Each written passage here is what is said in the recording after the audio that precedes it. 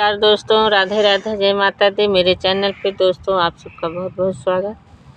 दोस्तों आज देखिए हम वीडियो खेत पर आई हूँ बनाने के लिए।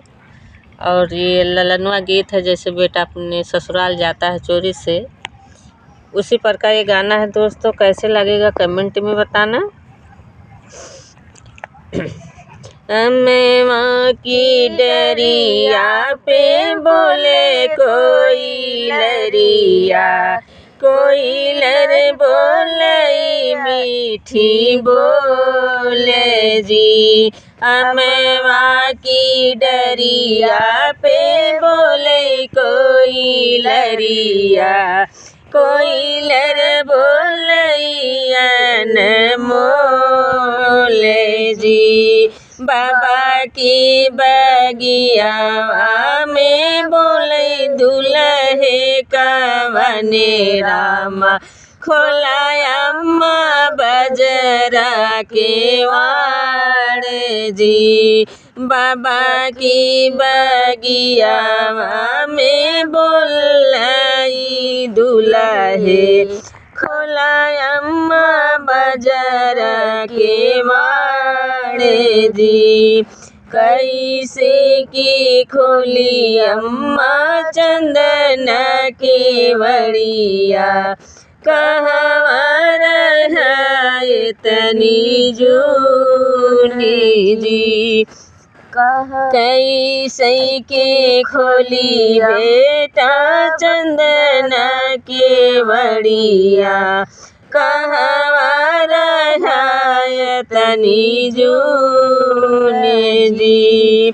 कहवा बीताया बेटा दिन दोपहरिया, कहवा भइल भिनु सार जी। कहवा बीताया बेटा दिन दोपहरिया, कहवा बीताया तनी जून जी। बाबा की बगिया अम्मा दिन दोपहरिया, ससुररिया भयल भिनु सार जी। बाबा के बगिया अम्मा दिन दोपहरिया, ससुररिया में भयल भिनु सार जी।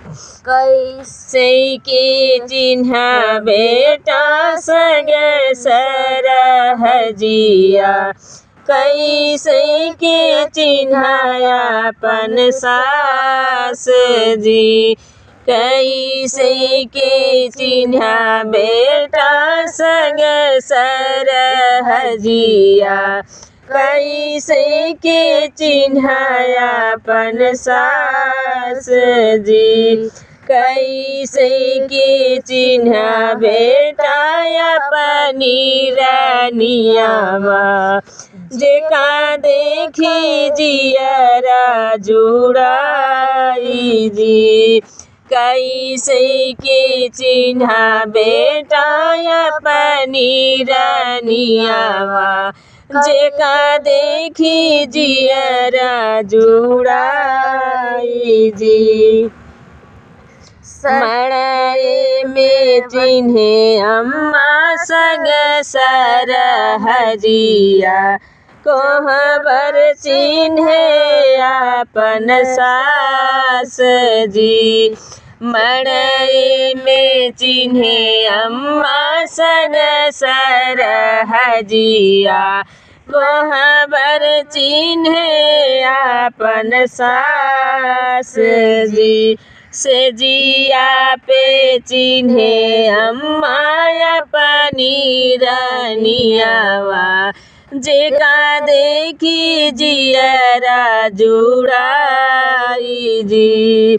से जिया पे चिन्हे अम्मा अपनी रानियावा, जेका देखी जियरा जुड़ाई जी। दोस्तों देखिए आज यहाँ पर बरसात हो रही, थोड़ा बहुत बूंदाबांदी है, इसलिए वीडियो थोड़ा कम अच्छा लगेगा।